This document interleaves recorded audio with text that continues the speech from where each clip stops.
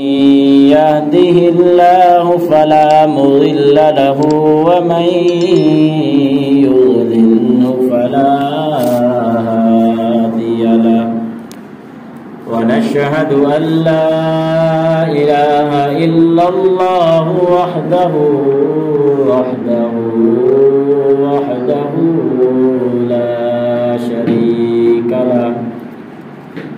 لا شريك له ولا نذير له ولا معين له ولا مثل له ولا مثال له.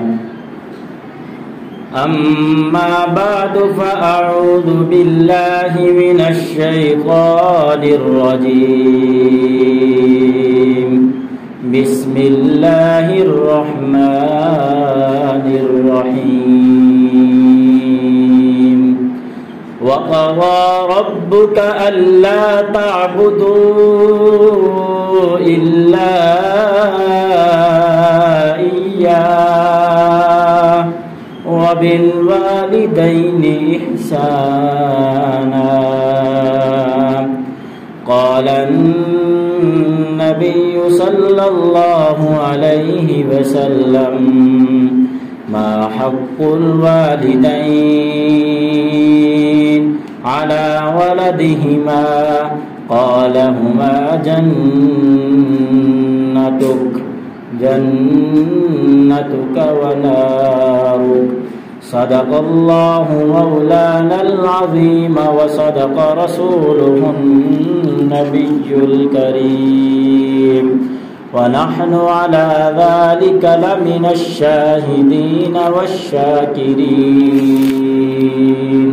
والحمد لله رب العالمين. درود شریف پڑھیں. اللهم صل على محمد وعلى آل محمد كما صليت على إبراهيم وعلى آل إبراهيم إنك حميد مجيد.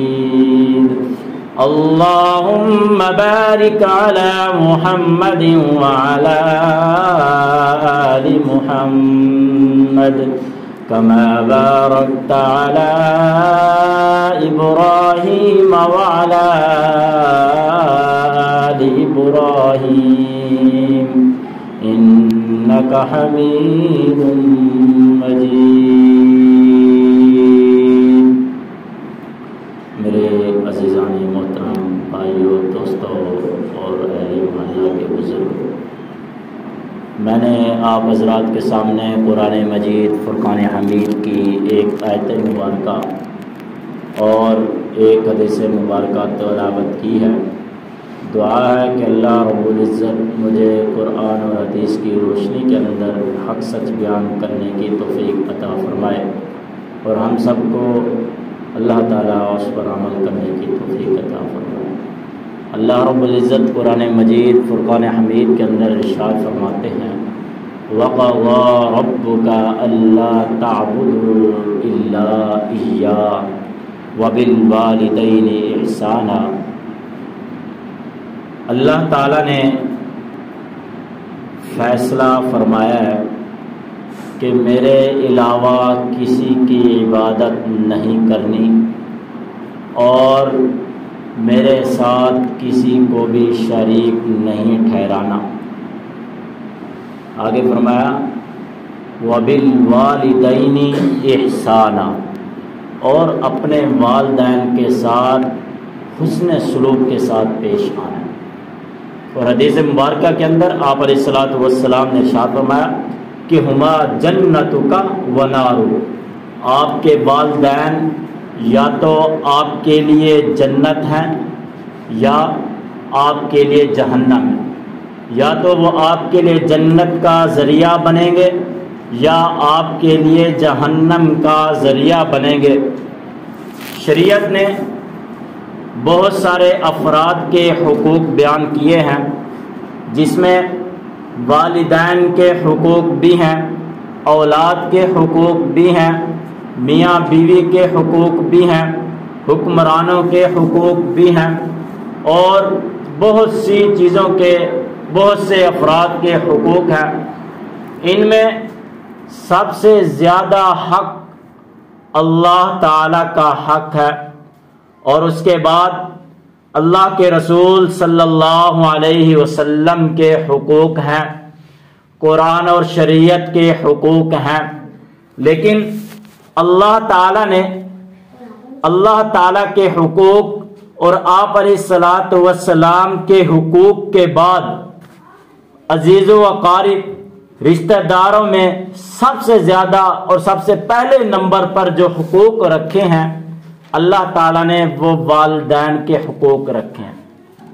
یعنی اللہ تعالیٰ نے والدین کے درجے کو اپنے ساتھ ملایا، یعنی ہمارے بعد جن کے حقوق ہیں سب سے زیادہ جو اہمیت رکھتے ہیں وہ والدین کے حقوق ہیں۔ یعنی سب سے پہلے آپ نے اللہ کے حقوق کی ادائیگی کرنی ہے، اور اس کے بعد آپ علیہ الصلاۃ والسلام کے حقوق کی ادائیگی کرنی ہے۔ اس کے بعد تیسرا درجہ جو ہے وہ والدین کے حقوق کا ہے، یعنی تیسرے درجے پر ہم نے والدین کے حقوق کی ادائیگی کرنی ہے، والدین کے ساتھ حسن سلوک سے پیش آنا ہے، والدین کی خدمت کرنی ہے۔ اور دوسری اس کی وجہ اہم یہ ہے کہ اللہ تعالیٰ نے اس کو اپنے ساتھ کیوں ملایا، اپنے بعد والدین کو اپنے ساتھ جو درجہ دیا ہے، یعنی ہمارے حقوق کے بعد آپ نے والدین کے حقوق کی ادائیگی کرنی ہے۔ اس کی بنیادی وجہ کیا ہے؟ اس کی بنیادی وجہ آپ علیہ الصلاۃ والسلام نے ارشاد فرمایا کہ اللہ تعالیٰ نے والدین کو اور کا درجہ دیا ہے، یعنی انہیں بچے جننے کا جو درجہ دیا ہے، ماں باپ بننے کا جو درجہ دیا ہے، یہ سب سے زیادہ اہمیت رکھتا ہے۔ اس لیے اللہ تعالیٰ نے حقوق جو والدین کے بیان فرمائے اسی بنیاد پر اپنے اور آپ علیہ الصلوۃ والسلام کے حقوق کے بعد ارشاد فرمایا۔ دوسری چیز کہ اللہ تعالیٰ نے والدین کے حقوق کو اپنی الہیت کے ساتھ، اپنی وحدانیت کے ساتھ بیان فرمایا وَقَضَىٰ رَبُّكَ أَلَّا تَعْبُدُوا إِلَّا إِيَّاهُ، کہ میں نے فیصلہ کر دیا ہے کہ میرے علاوہ آپ نے کسی کی عبادت نہیں کرنی، میرے ساتھ کسی کو آپ نے شریک نہیں ٹھہرانا۔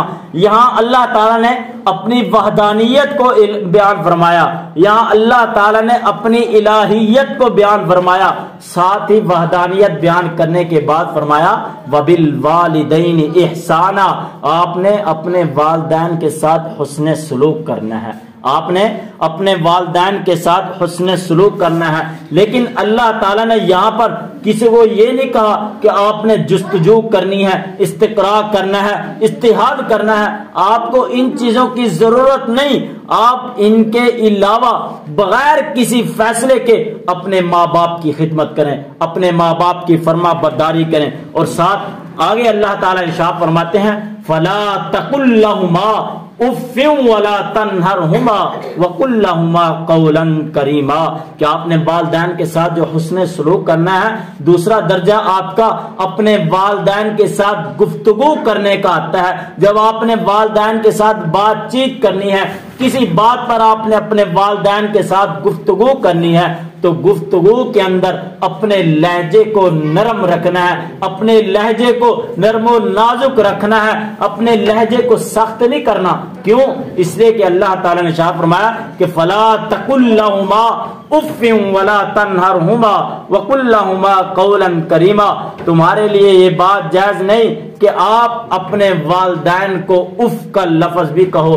اف کا لفظ ایک تو کہیں پر بے ادبی کے لیے بھی بولا جاتا ہے، اگر کسی جگہ پر کسی سطح پر کہیں بھی اف کا لفظ بے ادبی کے لیے بولا جائے تو وہاں پر آپ نے اپنے والدین کے لیے اف کا لفظ بھی نہیں بولنا۔ ہاں ممکن ہے کہیں پر اف کا لفظ بے ادبی کے لیے نہ ہو تو وہاں پر اف کا لفظ آپ بول سکتے ہیں، لیکن آپ نے اس کے علاوہ اپنے والدین کو اف تک نہیں کہنا۔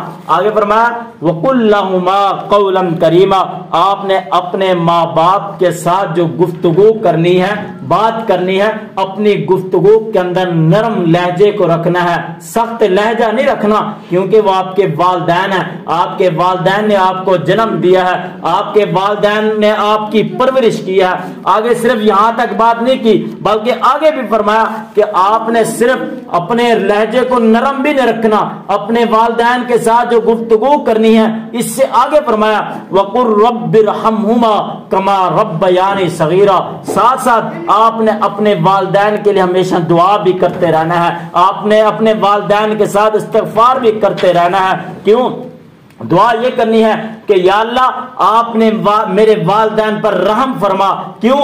اس لیے کہ میرے والدین نے اپنی محبت کے اندر میری پرورش کی، مجھے اپنے پیٹ کے اندر 9 مہینے تکالیف کے اندر گزاری اور 9 مہینے بہت تکلیفیں برداشت کی، بہت سی تکلیفیں آئیں لیکن برداشت کرتے چلے گئے، اور میری تکلیفیں بھی برداشت کی، میری ناراضگی کو بھی برداشت کیا، میں نے چڑچڑا پن کیا لیکن انہوں نے ہر چیز کو دور کر دیا، لیکن پھر بھی ہر طرح کی ہماری پرورش کی، ہم پر رحم کیا، ہم پر نرم و نازک کے ساتھ پیار محبت کے ساتھ اپنی پرورش کرتے رہے۔ یا اللہ اسی طریقے سے ہمارے والدین پر بھی تو رحم فرما۔ لیکن یہ رحم جو فرمانا ہے یہ آپ نے آپ علیہ الصلوۃ والسلام ارشاد فرمایا کہ آپ نے آپ علیہ السلام اپنے والدین کے لیے ہمیشہ دعا کرتے رہنا ہے۔ پہلی بات کیا فرمائی تھی کہ وَقَضَى رَبُّكَ أَلَّا تَعْبُدُوا إِلَّا إِيَّاهُ وَبِالْوَالِدَيْنِ إِحْسَانًا، آپ نے اپنے والدین کے ساتھ حسن سلوک کرنا ہے۔ اس کے بعد فرمایا فَلَا تَقُل لَّهُمَا اُف، اپنے والدین کو اف تک بھی نہیں کہنا، اپنے والدین کو اپنے والدین کے سامنے اپنے لہجے کو بھی نرم رکھنا ہے، اونچا لہجہ نہیں رکھنا، سخت لہجہ نہیں رکھنا۔ اور آگے فرمایا وَقُلْ رَبِّ ارْحَمْهُمَا كَمَا رَبَّيَانِي صَغِيرًا، اور آپ نے اپنے والدین کے لیے بھی ہمیشہ رحم کی دعا مانگتے رہنا ہے۔ اور آپ علیہ الصلوۃ والسلام کا فرمان ہے کہ اگر آپ اپنے والدین کا حق ادا کرنے کے لیے کسی سطح پر بھی اتر جائیں، کبھی بھی آپ اپنے والدین کا حق ادا نہیں کر سکتے، آپ ان کی خدمت کرتے رہیں، آپ ان کی ہر طرح کی تمام باتیں مانتے رہیں، ان کے ساتھ اچھا لہجہ رکھیں، ان کے لیے دعا مانگتے رہیں اور ان کی پرورش کرتے رہیں۔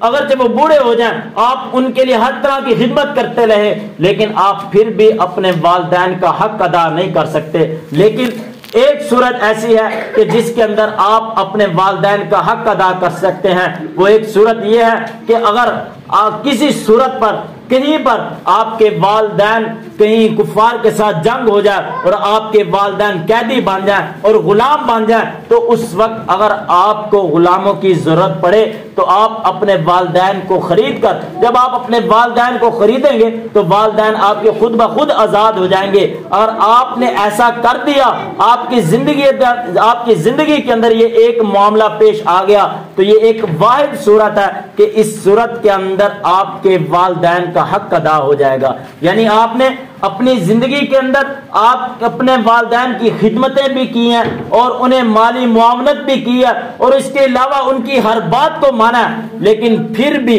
آپ اپنے والدین کا حق ادا نہیں کر سکتے۔ لیکن ایک صورت ایسی ہے کہ وہ صورت کہ اگر آپ کے والدین غلام بن جائیں اور غلامی سے آپ خریدیں گے، جب وہ خود بخود آزاد ہو جائیں گے، تو یہ واحد ایسی صورت ہے کہ اس صورت کے اندر آپ کے والدین کا حق آپ کی طرف سے آزاد ہو جائے گا۔ دوسرا، آپ علیہ الصلوۃ والسلام نے ارشاد فرمایا کہ اگر آپ کے والدین آپ کو کوئی بھی کسی قسم کا حکم کریں، آپ کو ہر بات اپنے والدین کی ماننی لازم ہے، وہ چاہے کسی قسم کی ہو۔ لیکن ایک بات ایسی ہے کہ اگر آپ کے والدین آپ کو شریعت کے خلاف کوئی بات کہہ دیں، شریعت کے خلاف کوئی بات کہہ دیں، دین کے مطابق نہیں، شریعت کے مطابق نہیں، شریعت سے ہٹ کر ہے، شریعت سے نکل کر ہے، پھر آپ نے اپنے والدین کی بات نہیں ماننی۔ لیکن اس وقت بھی آپ نے اپنے والدین کے ساتھ اپنے لہجے کو نرم رکھنا ہے، سخت نہیں رکھنا، اپنی گفتگو کو اپنے والدین سے نیچا رکھنا ہے، اونچا نہیں رکھنا۔ لیکن آپ کے والدین کافر ہی کیوں نہ ہوں، بلکہ حضرت اسماء بنت ابو بکر رضی اللہ تعالیٰ عنہ کا ایک واقعہ لکھا ہے۔ حضرت اسماء رضی اللہ تعالیٰ عنہ حضرت عائشہ رضی اللہ تعالیٰ عنہ کی بڑی بہن ہے، اور ان دونوں کی والدہ جو ہیں، والدہ دونوں کی الگ الگ ہیں۔ حضرت اسما بنت ابو بکر رضی اللہ تعالی عنہ کی والدہ وہ کافر تھی، مشرکہ تھی۔ حضرت عائشہ رضی اللہ تعالی عنہ کی والدہ مسلمان تھی۔ حضرت اسما بنت ابی بکر رضی اللہ تعالی عنہ کا واقعہ لکھا ہے کہ ان کی والدہ محترمہ چونکہ مشرکہ تھی، مشرکہ کے آپ حضرت ابوبکر صدیق نے انہیں بہت سی تبلیغ کی لیکن وہ مسلمان نہیں ہوئی۔ آخرکار کسی وجہ سے حضرت ابوبکر صدیق رضی اللہ تعالی عنہ نے اپنی بیوی کو طلاق دے دی، وہ جدا ہو گئی۔ لیکن آپ علیہ الصلوۃ والسلام کا جب نبوت کا عروج ہوا، جب دین تبلیغ کا عروج ہوا، فتوحات کا عروج ہوا، آپ علیہ الصلوۃ والسلام جب وہ تجارت کر کے وہ مدینے جا رہے تھے تو اس وقت آپ علیہ الصلوۃ والسلام جب غار ثور کے اندر تھے تو اس وقت حضرت اسما بنت ابی بکر رضی اللہ تعالی عنہ کی والدہ محترمہ جو کہ مشرکہ تھی، حضرت اسما بنت ابی بکر رضی اللہ تعالی عنہ کے پاس آئیں کہ مجھے خدمت کی ضرورت ہے، مجھے مالی معاونت کی ضرورت ہے، تو آپ میری معاونت کریں، میری خدمت کریں۔ تو اس وقت حضرت اسما بنت ابی بکر رضی اللہ تعالی عنہ حضرت عائشہ رضی اللہ تعالی عنہ کے پاس گئیں اور کہا کہ جاؤ حضرت حضور اقدس صلی اللہ علیہ وسلم سے یہ بات مجھے پوچھ کر بتاؤ کہ آیا میری والدہ جو ہے مشرکہ ہے، میں ان کی کیا خدمت کر سکتی ہوں یا نہیں؟ تو اس وقت آپ علیہ الصلوۃ والسلام نے ارشاد فرمایا کہ آپ کی والدہ جو ہے اگرچہ مشرکہ ہے، کافر ہے، لیکن آپ پر یہ بات لازم ہے کہ آپ نے ان کی خدمت بھی کرنی ہے اگر وہ خدمت کی حقدار ہیں، اور اگر ان کو مالی معاونت کی ضرورت ہے آپ نے اس وقت بھی ان پر مالی معاونت بھی لازمی کرنی ہے۔ یعنی وہ آپ کی والدہ محترمہ چاہے کافر ہو، مشرکہ ہو، مسلمان ہو، عیسائی ہو، یہودی ہو، لیکن ہیں تو آپ کے والدین، کسی صورت کے اندر بھی آپ نے اپنے والدین کے ساتھ نرم لہجے سے سخت لہجے کی طرف نہیں جانا، اور ان سے گفتگو جو کرنی ہے نرم لہجے سے کرنی ہے، ان کی خدمت بھی کرنی ہے اور ان کی مالی معاونت بھی کرنی ہے، اور ان کی ہر ضروریات کو آپ پر لازم ہے آپ نے پورا کرنا ہے۔ دوسری بات، والدین جو اپنی اولاد کی خدمت کرتے ہیں، وہ والدین اپنی محبت کے اندر آ کر اپنی اولاد کی خدمت کرتے ہیں، لیکن جو اولاد اپنی والدین کی خدمت کرتے ہیں، یہاں پر اللہ تعالی کا حکم لازم آ جاتا ہے کہ آپ اپنی محبت کے اندر تو کرتے نہیں ہے نا، اولاد ویسے نہیں کرتی، لیکن یہاں پر آپ پر فرض ہو جاتا ہے کہ آپ نے اپنے والدین کی خدمت کرنا لازم ہے، چاہے وہ نوجوان ہوں چاہے وہ بوڑھے ہوں، لیکن آپ پر ہر صورت کے اندر لازم ہے کہ آپ نے اپنے والدین کی خدمت کرنی ہے، اپنے والدین کی بات ماننی ہے۔ اسی طریقے سے آپ نے ایک واقعہ سنا ہوگا حضرت اویس قرنی رحمت اللہ علیہ کا، کہ انہوں نے آپ علیہ الصلوۃ والسلام کو بہت سارے خطوط لکھے، آپ علیہ الصلوۃ والسلام سے اجازت مانگی کہ اے اللہ کے رسول، میں آپ کی خدمت کے اندر حاضر ہونا چاہتا ہوں، میں آپ کا دیدار کرنا چاہتا ہوں، میں آپ کی خدمت کے اندر آ کر آپ کی خدمت کرنا چاہتا ہوں۔ تو اس وقت آپ علیہ الصلوۃ والسلام نے ارشاد فرمایا کہ اے اویس، کیا آپ کے والدین زندہ ہیں؟ تو حضرت اویس نے فرمایا کہ میرے والد صاحب تو فوت ہو گئے ہیں، لیکن میری والدہ زندہ ہے، اور میری والدہ کی خدمت کرنے والا میرے علاوہ کوئی نہیں ہے۔ لیکن آپ علیہ الصلوۃ والسلام نے ارشاد فرمایا کہ اے اویس، تو اپنی والدین کی خدمت کر، تو اپنے والدین کی خدمت کر، تیرے لیے میرے دیدار سے زیادہ بہتر ہے کہ تو اپنے والدین کی خدمت کرے، تو اپنی والدہ کی خدمت کرے۔ پھر کیا ہوا؟ یہ حضرت اویس قرنی رضی اللہ تعالی عنہ جب آپ علیہ الصلوۃ والسلام کا وصال ہونے والا تھا تو آپ علیہ الصلوۃ والسلام نے حضرت عمر بن خطاب رضی اللہ تعالی عنہ کو ایک بات ارشاد فرمائی۔ حضرت عمر رضی اللہ تعالی عنہ وہ شخصیت ہے کہ اگر کبھی کوئی ایسی بات کہہ دیں تو اللہ تعالیٰ حضرت عمر رضی اللہ تعالی عنہ کی بات پر قرآن مجید اتار دیا کرتے تھے، یہ وہ شخصیت ہے۔ لیکن اللہ کے رسول صلی اللہ علیہ وسلم نے حضرت عمر بن خطاب رضی اللہ تعالی عنہ کو ایک بات ارشاد فرمائی کہ اے عمر، میرے جانے کے بعد ایک یمن سے ایک شخص آئے گا، اس کا فلاں فلاں حلیہ ہوگا، اور وہ شخص اس کی حلیہ ہوگا اور یہ نام ہوگا، اور اس قافلے کے ساتھ آئے گا، تو اس سے جب وہ آئے تو اسے ڈھونڈنا، فلاں قافلہ، اس وقت کے اندر آپ نے اس کو ڈھونڈنا ہے، اور ڈھونڈ کر کرنا کیا ہے؟ اس سے اپنی مغفرت کی دعا کروانی ہے، اس سے اپنی مغفرت کی دعا کروانی ہے۔ حضرت عمر تو وہ ہے کہ جس کے لیے اللہ تعالیٰ نے رضی اللہ عنہم ورضوا عنہ کا لقب دے دیا، جس کے لیے آپ علیہ الصلوۃ والسلام نے جنت کی بشارت دے دی ہے، لیکن جنتوں کی بشارت ہونے کے باوجود آپ علیہ الصلوۃ والسلام نے کیا ارشاد فرمایا کہ اے عمر، اس شخصیت سے آپ نے اپنے لیے مغفرت کی دعا کروانی ہے۔ کیوں؟ اس لیے کہ وہ اپنے والدین کی خدمت کرتا رہا ہے، اس کی اللہ تعالیٰ ہر دعا کو قبول فرماتے ہیں صرف والدین کے صدقے سے۔ یعنی جو شخص اپنے والدین کی خدمت کرتا ہے تو اللہ تعالیٰ اس کی ہر دعا کو قبول فرماتے ہیں۔ تو حضرت اویس قرنی رضی اللہ تعالیٰ عنہ جب آئے تو حضرت عمر بن خطاب رضی اللہ تعالیٰ عنہ کو پتہ چلا، تو حضرت عمر بن خطاب رضی اللہ تعالیٰ عنہ نے حضرت اویس قرنی رحمۃ اللہ علیہ سے اپنے لیے دعا کروائی تھی۔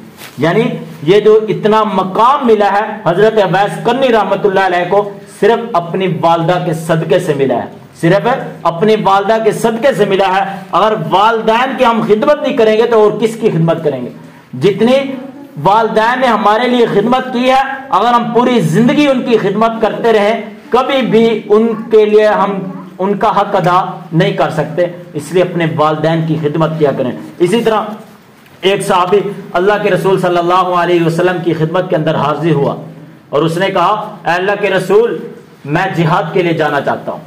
تو آپ علیہ الصلوۃ والسلام نے ارشاد فرمایا کیا تمہارے والدین زندہ ہیں؟ اس نے کہا جی ہاں۔ تو آپ علیہ الصلوۃ والسلام نے ارشاد فرمایا کہ جاؤ اپنے والدین کی خدمت کرو، اپنے والدین کی خدمت کرو۔ کیوں؟ اس لیے کہ اس وقت آپ کے لیے سب سے زیادہ حق آپ کے والدین کا ہے۔ ہاں، جب جہاد فرض عین ہو جائے، جہاد تو اب فرض کفایہ ہے، جب فرض عین ہو جائے، جس طرح نماز فرض عین ہے، آپ پر لازم ہے، آپ کو کسی صورت کے اندر بھی یہ نماز معاف نہیں، اسی طریقے سے جب ایسی صورت آ جائے تو اس وقت آپ اپنے والدین کو چھوڑ کر جہاد پر جا سکتے ہیں۔ جیسے اب نماز کا وقت ہے تو آپ والدین کو چھوڑ کر نماز کے لیے آ سکتے ہیں، لیکن جب فرض عین کا درجہ ہو کسی مقام پر تو آپ پر لازم ہے کہ فرض عین کو چھوڑ کر اپنے والدین کی خدمت کریں، اپنے والدین کی خدمت کریں۔ اگر انہیں مالی معاونت کی ضرورت ہے تو مالی ان کی محتاجی کو دور کریں، اگر ویسے کوئی انہیں کمزوری ہے آپ ان کی ویسے تربیت کر سکتے ہیں، ان کی ویسے خدمت کر سکتے ہیں، یا وہ کسی کام کے محتاج ہیں تو ان کی محتاجی کا آپ ایک ذریعہ ہیں، آپ ان کی اس محتاجی کو دور کرنے کے لیے آپ ان کا ساتھ دیں، ان کی خدمت کریں۔ اور دوسرا، آپ علیہ الصلوۃ والسلام نے ارشاد فرمایا کہ یہ والدین آپ کے لیے یا تو جنت ہے یا جہنم ہے۔ اگر آپ اپنے والدین کی خدمت کرتے رہے، اپنے والدین کی خدمت کرتے رہے تو یہ آپ کے لیے جنت کا ذریعہ بن جائیں گے۔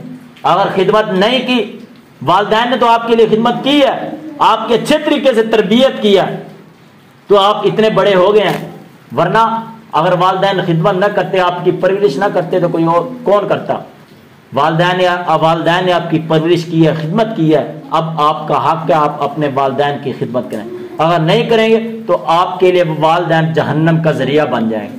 بلکہ آپ علیہ الصلوۃ والسلام کے دور کے اندر ایک صحابی کا واقعہ لکھا ہے کہ آپ علیہ الصلوۃ والسلام کے دور کے اندر ایک صحابی بھاگا بھاگا اللہ کے رسول صلی اللہ علیہ وسلم کی خدمت کے اندر حاضر ہوا اور اس نے کہا اے اللہ کے رسول، ایک فلاں شخص جو ہے نا، فلاں شخص وہ موت کی کشمکش کے اندر ہے، اس کی موت اٹکی ہوئی ہے، اس کی روح نکل نہیں رہی، وجہ کیا ہے، ماجرا کیا ہے؟ اللہ کے رسول آپ حاضر ہوئے، اللہ کے رسول صلی اللہ علیہ وسلم اٹھے، اس صحابی کے پاس گئے، دیکھا کہ وہ موت کی کشمکش کے اندر، روح اس کی اٹکی ہوئی ہے، وہ بہت تکلیف کے اندر ہے، لیکن اس وقت اللہ کے رسول صلی اللہ علیہ وسلم نے کسی سے پوچھا کیا اس صحابی کے والدین زندہ ہیں؟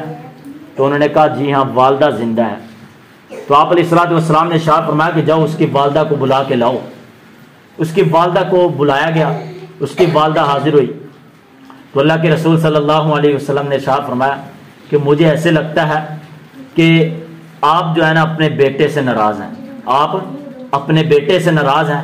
اگر والدین ناراض نہ ہوں تو بچے کی روح جو ہے بآسانی نکل جاتی ہے۔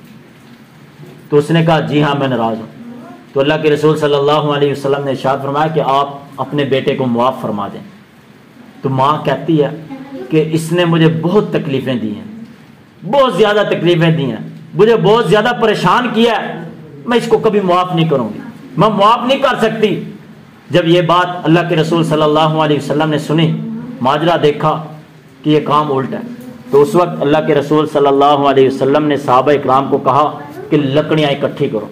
لکڑیاں اکٹھی کی گئی اور پھر فرمایا کہ آگ جلاؤ. آگ جلائی گئی. اللہ کے رسول صلی اللہ علیہ وسلم نے ارشاد فرمایا کہ اس صحابی کو اٹھاؤ، اس کے اندر پھینک دو. جب پھینک دو یہ خود بخود جل سڑ کر مر جائے گا، ختم ہو جائے گا. اس وقت ماں اٹھی، اس نے کہا جی میں اپنے بیٹے کو معاف کرتی. ماں ہوتی ہے، ماں اپنے بیٹے کو آگ کے اندر جلنا گوارا نہیں کرتی. فوراً اسی طور پر اپنے بیٹے کو معاف کیا. تو صحابی کو جیسے ہی معاف کیا فوری طور پر اس کی روح پرواز کر گئی. یعنی اس کی روح جو اٹکی ہوئی تھی اصل اپنے ماں کی نافرمانی کی وجہ سے اٹکی ہوئی تھی. ماں ناراض تھی. اگر ہماری مائیں ناراض ہو جائیں، ہمارے والدین ناراض ہو جائیں جو ہمارے لیے جنت کا ذریعہ ہے، خدمت کریں گے جنت، نہیں کریں گے تو جہنم. اس لیے اپنے والدین کی خدمت کریں. دوسرا آپ علیہ الصلوۃ والسلام کا ارشاد بھی ہے کہ والدہ کے پاؤں کے نیچے اللہ تعالیٰ نے جنت رکھی ہے. والدہ کے پاؤں کے نیچے اللہ تعالیٰ نے جنت رکھی ہے. خدمت کرو گے تو جنت مل جائے گی، نہیں کرو گے تو پھر جہنم میں جانا پڑے گا. کسی نے اللہ کے رسول صلی اللہ علیہ وسلم سے سوال کیا، اے اللہ کے رسول، ہمارے اوپر سب سے زیادہ والدین میں سے کس کا حق ہے خدمت کرنے کا؟ والدہ کا، یعنی والدہ کی خدمت کریں یا والد صاحب کی خدمت کریں؟ تو آپ علیہ الصلوۃ والسلام نے ارشاد فرمایا کہ والدہ کی. پھر پوچھا اس کے بعد، فرمایا والدہ کی. پھر پوچھا اس کے بعد، پھر فرمایا والدہ کی. پھر پوچھا کس کی؟ پھر اللہ کے رسول صلی اللہ علیہ وسلم نے ارشاد فرمایا کہ والد صاحب کی. یعنی 3 مرتبہ والدہ کی، چوتھے نمبر پر والد صاحب کی. پھر پوچھا اس کے بعد، پھر اللہ کے رسول صلی اللہ علیہ وسلم نے ارشاد فرمایا کہ خالہ کی. کیوں کہ خالہ جو ہے یہ ماں کا درجہ رکھتی ہے. یعنی ماں نہ ہو تو آپ پر لازم ہے کہ اپنی خالہ کی خدمت کریں. جیسے آپ ماں کی خدمت کرتے تھے ویسے ہی اپنی خالہ کی خدمت کریں. یعنی 3 مرحلے کس کے ہیں؟ والدہ کے ہیں کہ آپ نے 3 مرحلوں تک اپنی والدہ کی خدمت کرنی ہے. کیوں؟ اس لیے کہ والدہ نے سب سے پہلے 9 مہینے آپ اپنے بیٹے کو پیٹ کے اندر رکھا، اپنی ہر طرح کی تکلیفیں برداشت کی. پیٹ کے اندر بچہ ہونے کے باوجود آپ کو پتہ ہے گھر کا ہر کام کیا، والدہ ہر کام کرتی ہے. بچہ اٹھانے کے باوجود، تکلیف کے اندر ہونے کے باوجود ماں ہر طرح کا کام کرتی رہتی ہے، تکلیف برداشت کرتی رہتی ہے. صرف کس کے لیے؟ اپنے بچے کے لیے. لیکن اس کے بعد پھر 2.5 مہینے چھوٹا بچپن بچے کی خدمت کرتی ہے، پرورش کرتی ہے، دودھ پلاتی ہے. آپ دیکھیں کہ اللہ کا ایک نظام ہے کہ اللہ تعالیٰ نے جانوروں کا جو دودھ ہوتا ہے نا دل کے پاس نہیں رکھا، لیکن انسان کی جو محبت ہوتی ہے، عقیدت ہوتی ہے، اللہ کو پتا ہے کہ ان کی سب سے زیادہ بہت زیادہ محبت ہوتی ہے، عقیدت بہت زیادہ ہوتی ہے. اللہ تعالیٰ نے ماں کے دودھ جو رکھا ہے وہ اس کے دل کے پاس رکھا ہے. اس لیے کہ جب بچہ دودھ پیے گا اپنی ماں کا تو ساتھ ساتھ ماں کو بھی سکون ملے گا. سکون کا ہے دل کے ساتھ ہی دودھ ہے، تو دونوں دودھ بھی بچہ پیتا رہے تو ماں کو بھی سکون ملتا رہے گا. لیکن یہ سکون آپ پر بھی لازم ہے کہ اپنے والدین کو سکون دیں، ان کی خدمت کریں، ان کے ساتھ نرم لہجے سے بات کریں اور ان کی ہر ضرورت پوری کریں. اگرچہ وہ کمزور کیوں نہ ہو، کسی قسم کے محتاج کیوں نہ ہو، وہ کافر، مشرک، یہودی، عیسائی کیوں نہ ہو، آپ پر ہر طرح لازم ہے کہ آپ نے اپنے والدین کی خدمت کرنی. اور آپ اپنے والدین کی خدمت کر گئے آج تو آپ کل قیامت کے دن جنت کا ذریعہ آپ کے والدین بن جائیں گے. اگر نہ کی تو پھر یہ جہنم کا ذریعہ بن جائے گا. ہاں آگے ایک واقعہ لکھا ہے کہ اگر آپ اپنے والدین کی خدمت نہ کر سکے، نافرمانی کے اندر آپ کے والدین اس دنیا سے رخصت ہو گئے، پھر بندے کو احساس ہوا کہ میں اب والدین سے معافی کیسے مانگوں، پھر کیا کرنا چاہیے؟ تو علماء نے لکھا ہے کہ اپنے والدین کے لیے صدقہ کرتے رہیں، ان کے لیے استغفار کرتے رہیں، ان کے لیے دعائیں مانگتے رہیں. امید ہے انشاءاللہ اللہ تعالیٰ آپ کے والدین تک یہ صدقہ جو پہنچتا رہے گا، آپ کا احسان و ثواب جو آپ کرتے رہے ہیں ان تک پہنچتا رہے گا، جو آپ دعائیں مانگتے رہے ہیں اپنے والدین کے لیے یہ دعائیں ان تک پہنچتی رہیں گی۔ ہو سکتا ہے، امید ہے اللہ تعالیٰ سے کہ آپ کے والدین تک جب یہ تمام کی تمام چیزیں جائیں گی آپ کے والدین کا دل نرم ہو جائے گا، وہ آپ کو معاف کر دیں گے۔ دعا ہے کہ اللہ تعالیٰ ہم سب کو اپنے والدین کی خدمت کرنے کی توفیق عطا فرمائے۔ وآخر دعوانا ان الحمدللہ رب العالمین۔